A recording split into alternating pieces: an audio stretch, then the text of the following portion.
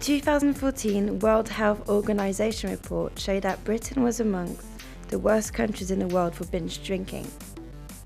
While the research placed the UK in the top 13 countries for heavy drinking, the Netherlands were marginally lower, with the Dutch drinking less than 9.9 litres of pure alcohol a year compared to 1.6 in Britain. We went to Amsterdam to investigate what the Dutch are doing differently to curb heavy drinking.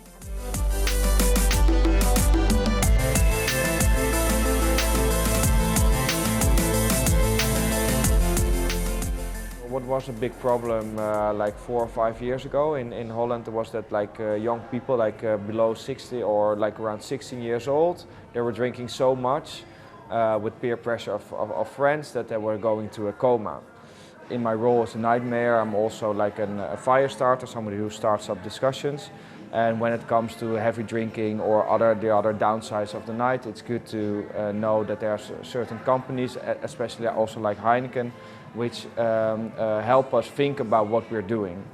And that people should be aware of what they put in their mouths. We're not walking the streets every night collecting our fees with bouncers, but we definitely get a lot of inside information from the entrepreneurs, club owners and just people which enjoy the nightlife in Amsterdam.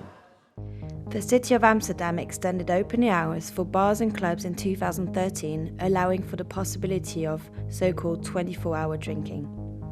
When it comes to my role as a night mayor, we introduced 24-hour licenses in Amsterdam. One reason is if you have more and wider opening hours, you can have bigger programs, which ensures you have a vibrant nightlife. But also by having wider opening hours, reports shown also from the UK that because of the Licensing Act, bench drinking fell, crime fell. However, 24-hour pubs are still extremely rare in the UK, and many claim it is impossible to prove that the rules have led to less binge drinking. We asked Milan if he thought that the UK, and indeed a party capital like London, could also influence binge drinking behaviours in a positive way. When it comes to cities in Europe or the rest of the world, I think cities are different, but what the people want is actually the same. So I think the rules things which happen are happening in Amsterdam can definitely also happen in the UK. To get a discussion going can really improve the way people look at these sort of things. And by ignoring it, you will never get anything done.